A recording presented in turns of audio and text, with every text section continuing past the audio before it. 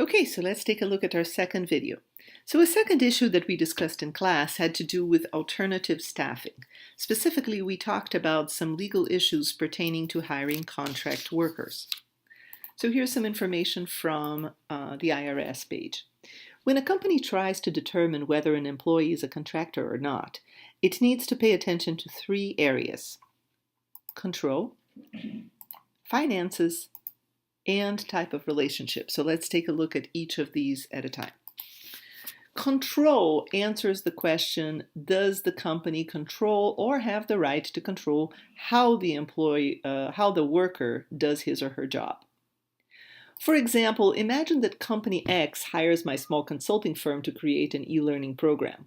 My client is not going to tell me how to divide the work, what times to work, what software to use, how to coordinate by team, and a myriad of other things. Instead, the client will just say, okay, Chris, I need an e-learning program on topic X with objectives A, B, and C, delivered by such and such a date and following such and such quality standards. In other words, the client tells me what the company wants, not how I will accomplish the goal. Here are some red flag questions to consider as you take a look at the control issue. First, does the contractor have a pseudo-boss at the organization, somebody who is not really the boss but is acting as the boss?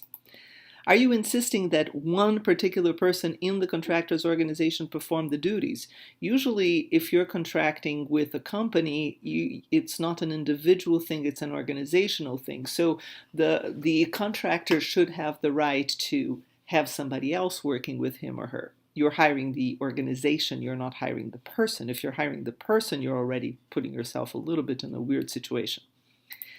Next, do you tell the contractor to work for you full-time? Is there any expectation of exclusive work? And related to that, could the contractor market his or her services to someone else? And if the contractor could market his or her services to someone else, usually the contractor is going to have a web page, and if not other clients, at least the contractor is going to be actively marketing to look for other clients. So beware of anything that might put in danger the contractor's independence. Remember, the contractor is a vendor. The contractor is not your subordinate. One particular part of control has to do with finances. Specifically, how does the contractor handle his or her costs? Who pays for equipment or supplies? And this is important because it speaks to the contractor's independence.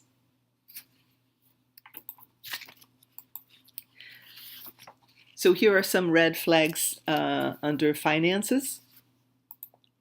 The first, does the contractor make significant investments in his or her equipment and materials? Well, remember that we talked about how a contractor should be able to market to other people. Well, if the contractor is making significant investments in his or her own equipment and materials, it's unlikely the person would only be working for one organization. Are you paying for everything, for all the expenses directly, or does the contractor cover his or her expenses and charge you for what would be reasonable to charge, your fair share of the expense, something that would pertain specifically to your contract?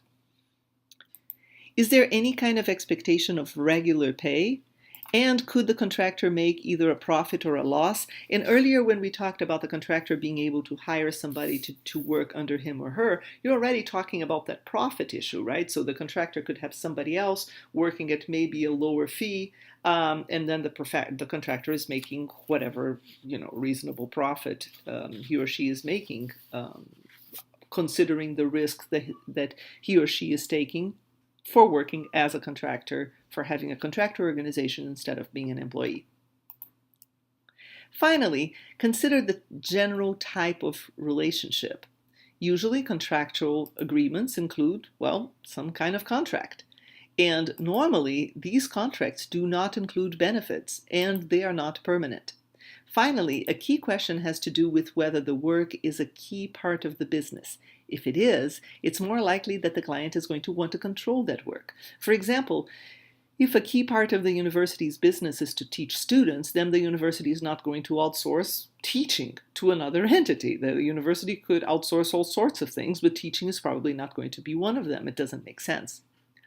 A key question here is whether the contract rules the relationship. Contractors' agreements should have a contract, and the vendor should not be able to cancel his or her services outside of that contract, and neither should the client unless the contract says something different, of course.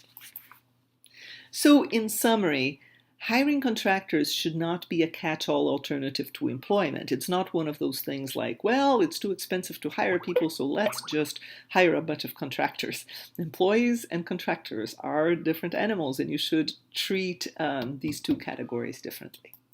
And that's a wrap. This was a short one. Goodbye.